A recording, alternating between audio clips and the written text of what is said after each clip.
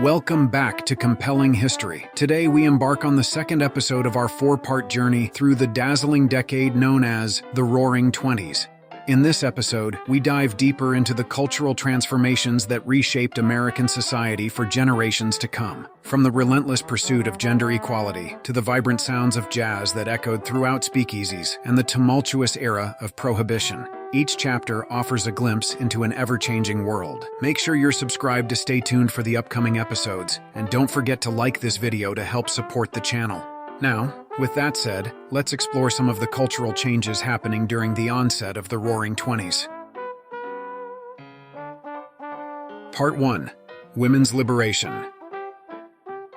On November 2, 1920, Americans took to the polls for the first time since the ratification of the 19th Amendment in August of that year.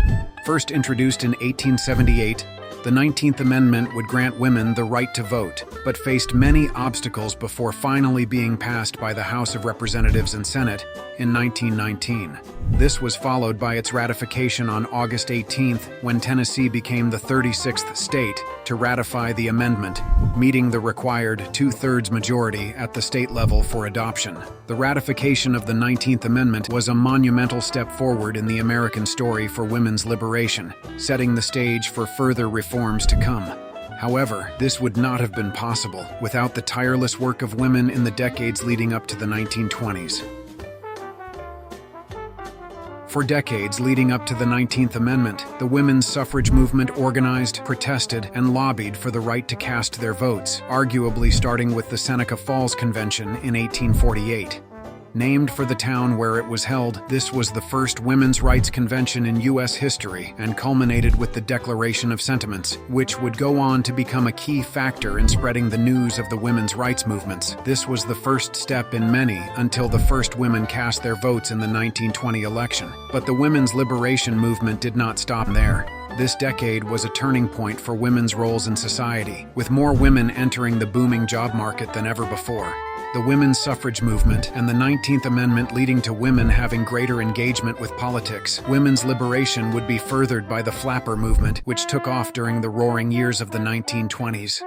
Known for their distinctive style, flappers were a radical break from what was previously considered acceptable for women in society.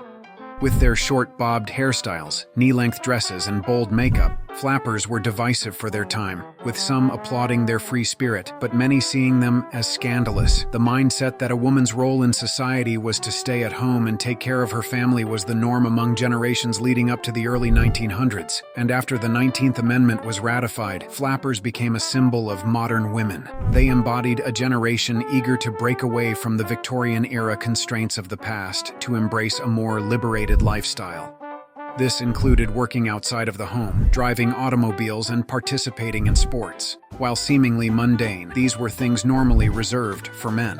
While these are their most significant contributions to the suffrage movement, they are perhaps better known for their influence on pop culture. Flappers are most often associated with the growing nightlife at the time, popularizing dances like the Charleston, and later contributing to the speakeasy culture of the Prohibition era.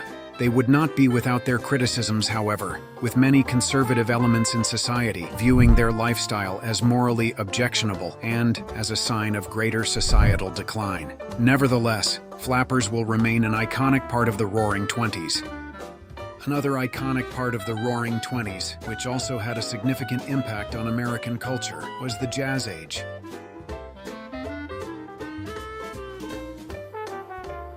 Part 2. The Jazz Age.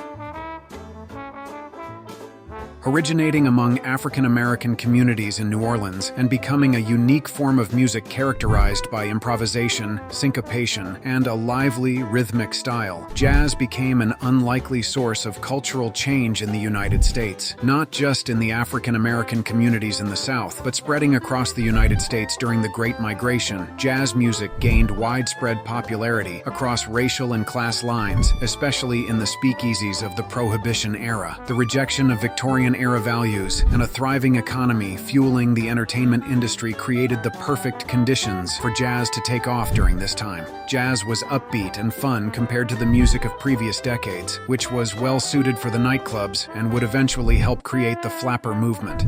Artists such as Duke Ellington, Louis Armstrong, and Bessie Smith were well known during this time, with their music and countless others from the era having a profound impact on music even today. While its rapid growth and impact on music during the Roaring Twenties are significant, the more substantial contribution to overall American culture was the integration and cross-cultural exchange between African Americans and European Americans, for which jazz music served as a bridge. Jazz spread across racial and class lines to become a rare cultural bridge during a time of deep segregation. This was especially true following the introduction of Prohibition, which outlawed the sale of alcohol in the United States. Once people had to meet in speakeasies, or in other words, illegal bars, their options for consuming alcohol were limited. This inevitably led to more people becoming willing to defy segregation laws and begin regularly meeting at their nearest speakeasy, often with people who had a completely different life experience in their own town or city. Over time, this began breaking down more and more racial barriers previously thought unattainable. We don't want to overstate the importance of jazz in breaking down racial barriers. It would still be 40 years until the Civil Rights Act, but its contribution to helping further integrate American society cannot go unmentioned. Besides integration, however, jazz music would also play a role in the rise of the Harlem Renaissance, which was also happening during the Roaring Twenties. The Harlem Renaissance refers to the economic prosperity experienced in the New York neighborhood of Harlem during the 1920s, significant for its contributions to African American culture. During the Great Migration discussed in our previous video, Harlem saw a massive influx of African Americans from the rural South looking for a better life in the northern states. Harlem became a hub for artists of various fields to explore the African American experience through painting, writing, and music. Over time, this movement found support from wealthy benefactors, publishers, and intellectuals, both within and outside of the African American community, who supported the movement and helped promote the area. Harlem was also home to a 1914 burlesque theater turned movie theater, which, in the mid-1930s, would become home to the Apollo Theater, famous for its crucial role in breaking racial barriers in the entertainment industry. The Harlem Renaissance is a fascinating and undercovered part of American history, deserving a full series on its own. The cultural and artistic contributions from Harlem during the 1920s helped to shape the Roaring Twenties and played a part in promoting social integration, whether through its lyrics or through the camaraderie at the establishments where jazz was performed during Prohibition. Part 3. Prohibition. While commonly known in the American context, Prohibition, or the temperance movement, spread around the world during the late 1910s and 1920s. Countries such as Canada, Norway, Iceland, and Finland all introduced various forms of alcohol prohibition in response to common concerns stemming from the temperance movement. So, what was the temperance movement? Even though alcohol was a common part of life throughout history, drunkenness was not tolerated within society. Beginning as early as 1737, Native American temperance activists like Peter Chartier, King Hagler, and Little Turtle attempted to protect their communities from the cultural changes brought about by alcohol consumption, which they viewed as destructive, by resisting the use of rum and brandy as trade items. In 1820, Calvinist ministers met in Massachusetts to write material for use in their ministries, promoting abstinence from alcohol, which later led to the creation of the Massachusetts Society for the Suppression of Intemperance in 1813. This society would only last until 1820 and would have no long-term impact on the temperance movement. However, the rest of the 1820s saw the birth of the national temperance movement, which would eventually lead to the 18th Amendment. The temperance movement had been growing since the 1820s, and by the 1860s, it began to evolve into a mass movement. This even led to the establishment of the Prohibition Party in 1869, which, at its height, would have 2 members in the U.S. House of Representatives and a small number of representatives in state houses.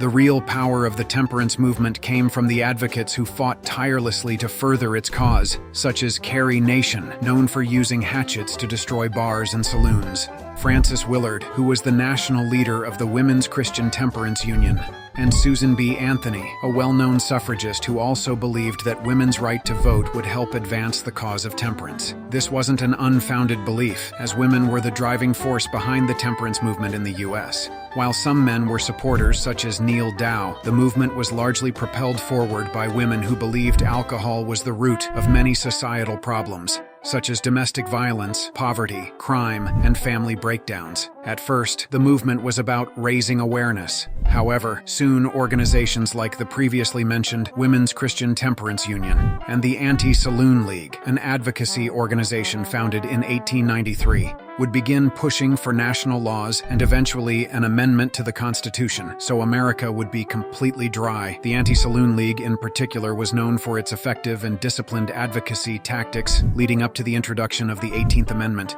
The organization itself was a centralized and professional organization focused on grassroots organizing to elect candidates in favor of prohibition and to lobby already elected officials to support prohibition laws on both a state and national level. After years of lobbying, protesting, and spreading awareness of the temperance movement, the 18th Amendment to the Constitution was passed by the Senate in August of 1917, 65-20. In December of the same year, the House would pass a revised version, 137-62. Throughout 1918, states would begin to ratify the amendment until the required 36 states were reached when Nebraska ratified the amendment on January 16, 1919. It would go into effect a year later on January 17, 1920, kicking off a 13-year period of prohibition on alcohol as well as a rise in organized crime. Part 4. Conclusion. The Roaring Twenties epitomized a dynamic era of cultural upheaval and societal transformation in American history. Through our exploration of women's rights, the emergence of jazz music, and the era of prohibition, we've uncovered the multifaceted layers of change that shaped this electrifying decade. Thank you so much for watching the second episode of Compelling Histories series on the Roaring Twenties. I hope you enjoyed this video. If you did, make sure to like and subscribe to help the channel grow. Next week, we'll be exploring the technical advancements during the era, which changed how people lived their lives.